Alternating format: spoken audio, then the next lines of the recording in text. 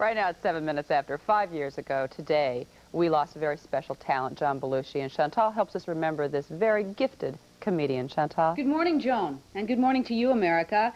It's been 5 years since the death of actor-comedian John Belushi, and today, Hollywood and the country remember a man who made millions laugh to the point of tears.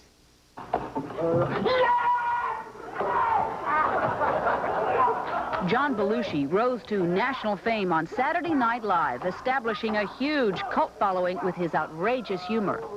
And in very short order, he became hot property in Hollywood as well.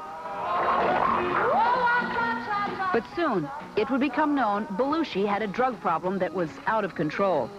His life and his career came to a sudden end on March 5th, 1982, when he was found dead in his room at the Chateau Marmont Hotel in West Hollywood.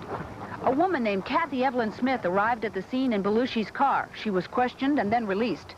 Soon afterwards, Smith told the National Enquirer, "I killed John Belushi by feeding his habit, injecting him with speedballs, a combination of heroin and cocaine." Smith was eventually tried and sentenced to 3 years for involuntary manslaughter for giving John Belushi drugs. Did John Belushi's death make a difference? Frank Swertlow wrote 2 very controversial articles for TV Guide on the threat of cocaine to Hollywood. The cynical response of the industry about John Belushi was, this guy was a dope. He didn't handle his drugs properly, he led a sloppy life, and ultimately he wound up dying in a very sleazy sort of way. The people who were using drugs in the industry, they felt, because cocaine tells you you're great, you're hip, you're cool, that a guy like this didn't handle it properly. They could still beat it.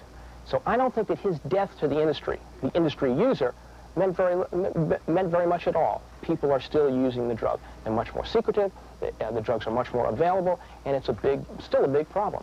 But Swertlow thinks John Belushi's death had one positive effect.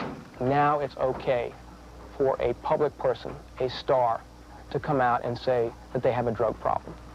It is less of a stigma.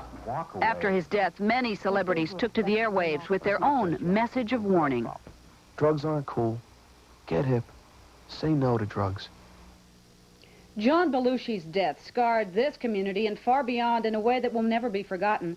But his life, his humor, and his characters leave us a legacy that will last forever. Until tomorrow, in Hollywood, I'm Chantal.